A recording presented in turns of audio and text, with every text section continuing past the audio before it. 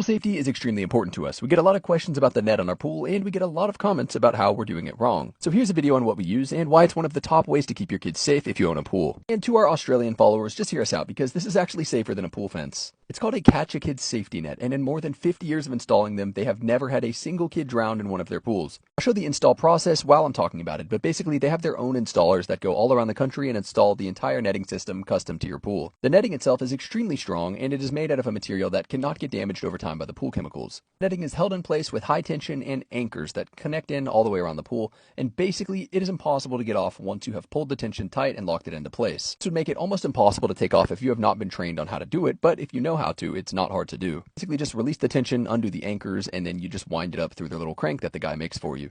Once you're done using the pool and ready to make it safe again, you just pull it back over, put the anchors in place, and in about 5 minutes you'll be done and it'll be nice and tensioned again. If you still think a fence is safer, let me remind you, kids can just climb over a fence. They can pull a chair up and get over it and then still get into the pool. Kids have drowned in pools with fences. If a young kid were to fall into this pool, they can simply climb out because it is very high tension. People that say a baby can drown in an inch of water, first of all, if a baby is on this net, they're not going to touch the water. It is that high tension. They're not an adult like you see with my wife and I. I'll answer all your questions in the comments, but by the way, this should only be the first step of pool safety. We will list all the ways we keep our pool safe in the caption.